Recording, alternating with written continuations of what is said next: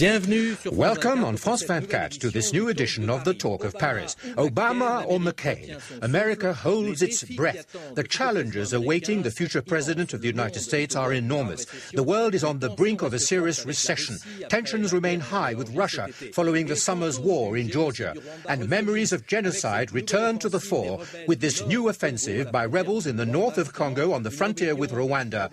A rebellion that has provoked a new humanitarian crisis for dozens of thousands of refugees. Should Europe intervene? Our guest is in charge of Europe's diplomacy, Javier Solana, a Spaniard, aged 66, former Minister of Foreign Affairs of the Socialist Prime Minister Felipe González, former boss of NATO, a tireless diplomat who's in charge of putting out the fires wherever they break out. Hello, Javier Solana. Hello.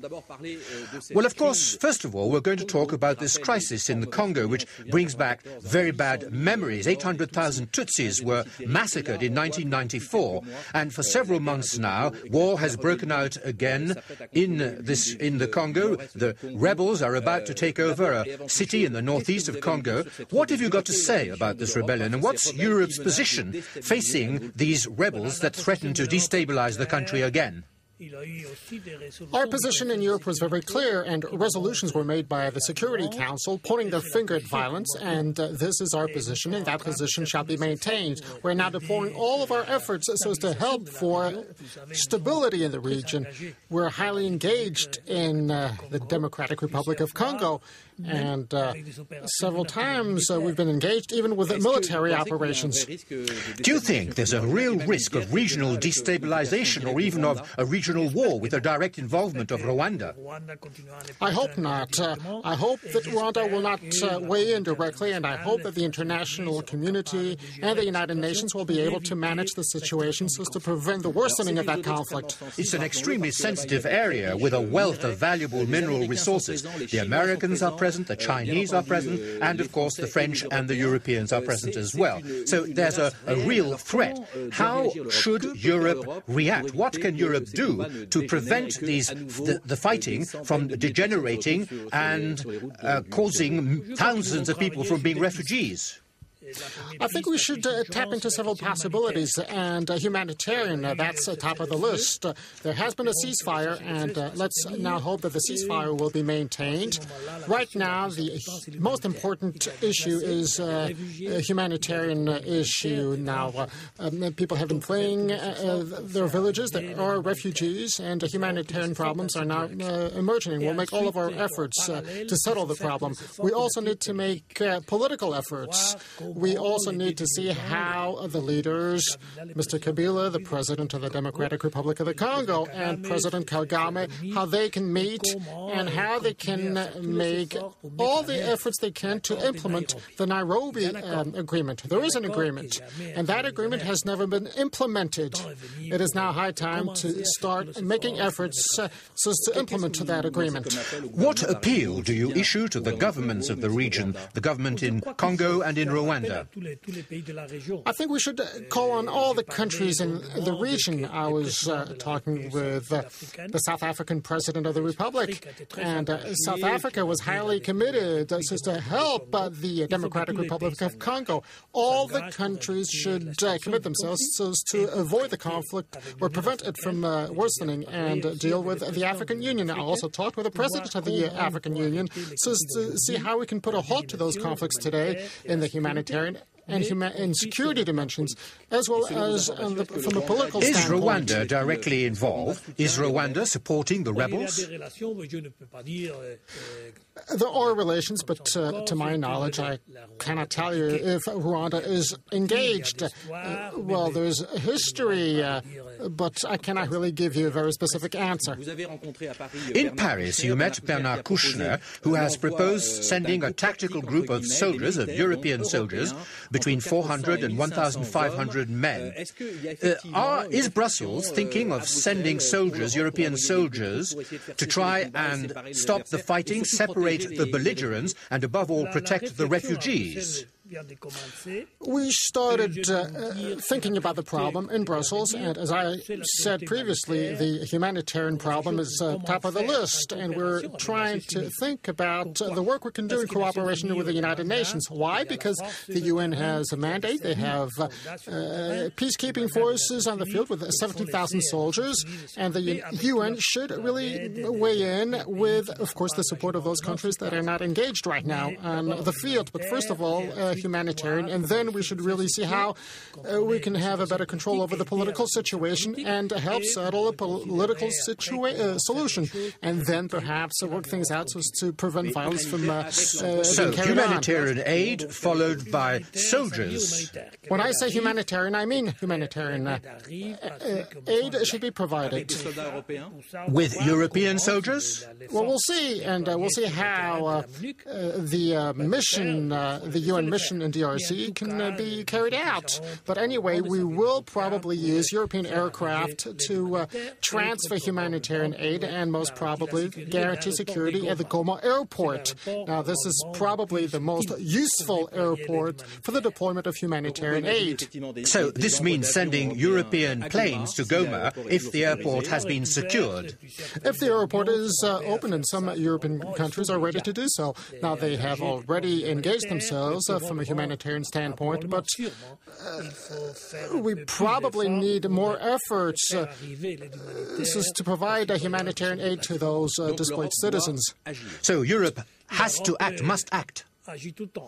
Europe acts all the time, and that country, which is very close to us, the Democratic Republic of Congo, now we have been fostering very close relations, and we have a permanent mission for the reform of security services, the armed forces, the police forces, and we carried out operations. Remember the Artemis operation in the Ituri forest in 2003. Remember the operation we carried out, or that was carried out during the presidential elections. The EU actions with this country has a long history. Do you think that today it is possible to envisage a second Artemis operation, Artemis number 2? No, I don't think so, because the UN forces are now on the spot, and the UN Secretary General could talk about the cooperation to strengthen the UN mission in DRC, but that strengthening, well, I mean, there are already 70,000 soldiers over there, and the reinforcement will be limited. But people are wondering why the 17,000 UN troops haven't managed to stop the rebels from resuming the fighting.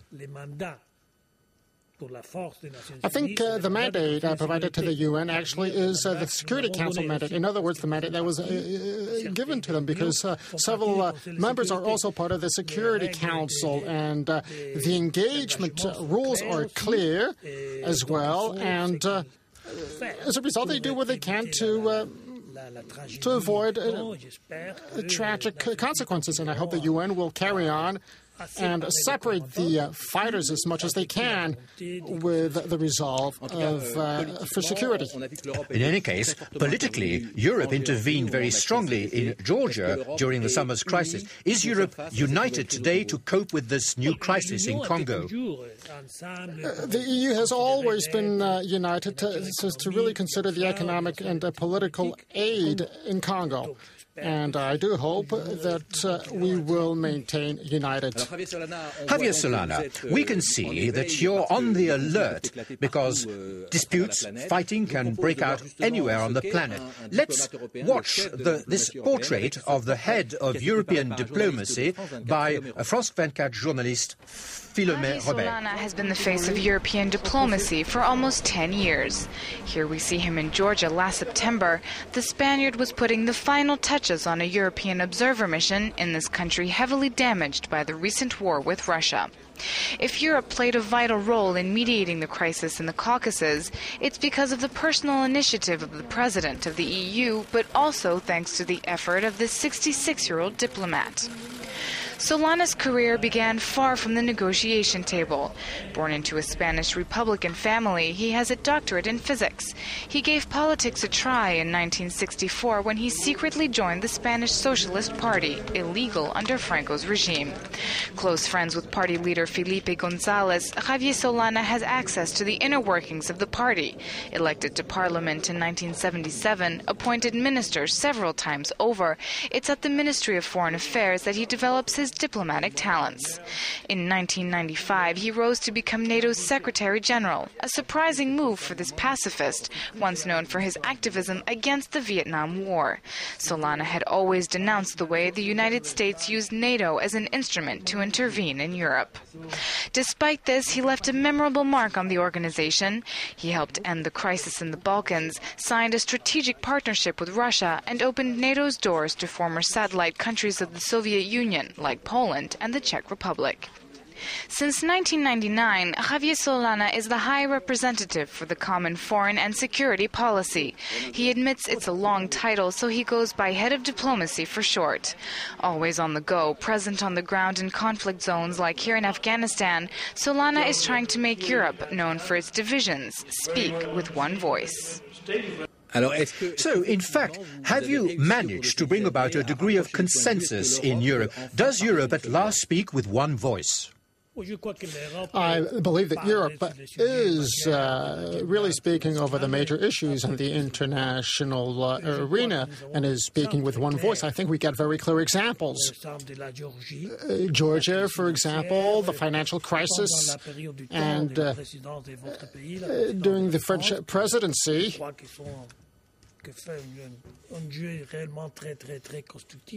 which I believe is highly positive and constructive. I'm working in this direction on a daily basis as to see how Europe can play an important role in this international context. I think we're really pressing ahead. Now, the Lisbon Treaty has not been ratified. That's too bad, but I hope that it is going to be ratified. And at that point, Europe will press ahead faster because institutions will be better prepared and will allow us to face up to today's problems and tomorrow's problems. A concrete example, the crisis in Congo. Laurent Kunda has said on France 24 that if foreign soldiers go to Congo for humanitarian aid, no problem. But if they go to the front line, they must be prepared to die. What does Europe say to this statement by an African rebel? I don't think we should use words or expressions as an answer. No, we should carry out actions and we should deploy efforts, and nothing will change because of statements made here and there.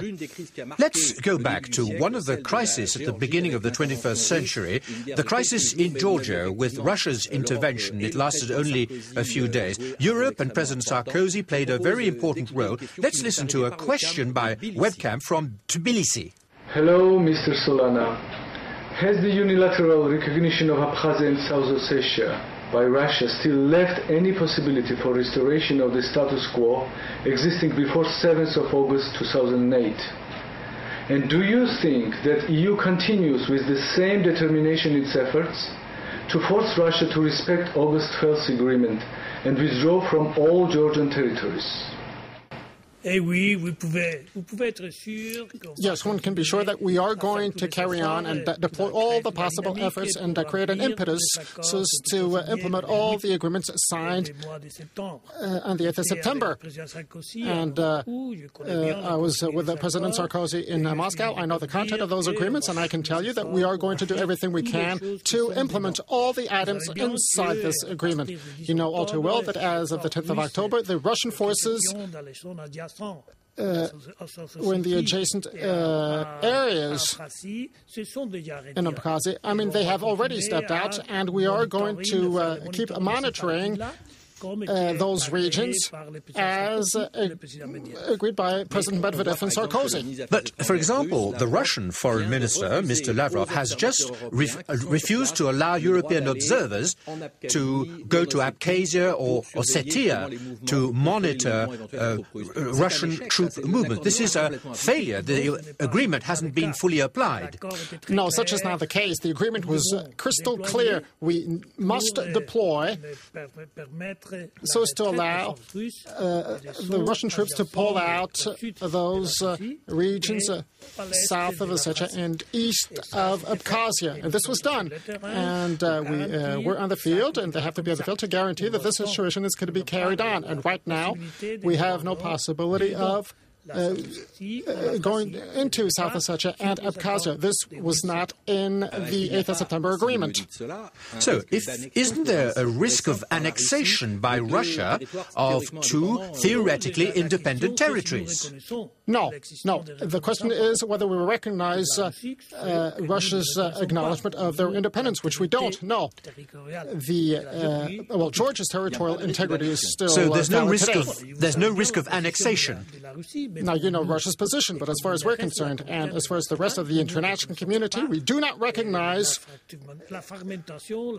this fragmentation of Georgia. I do not believe that there are more than two countries outside of Russia that have recognized this declaration here, as stipulated by Russia. So you're still quite optimistic, but yet we have the feeling that Russia is settling in South Ossetia and Abkhazia. As you may well know, in the 8th of September agreement, this agreement stipulated this engagement of starting a conference in Geneva based on two different topics, regional security and the displacement of refugees, displacement. And on that purpose, we've been carrying out some work. In October, a meeting took place, and on the 18th of November, another meeting will be taking place, and we keep working with Georgia, with Russia, and the United Nations to really work on that process, which started in Geneva. Do you think we can make Vladimir Putin change his stance? I believe that we can reach a situation in which we'll have to defend a situation. In other words, Georgia's territorial integrity and the way which we can maintain this republic in accordance with Georgia's interest, with the highest autonomy. Well, we'll see what Europe can do. That's the end of the first part of this program. Javier Solana, let's catch up with the latest news on France 24. Stay with us. Join us in a few minutes.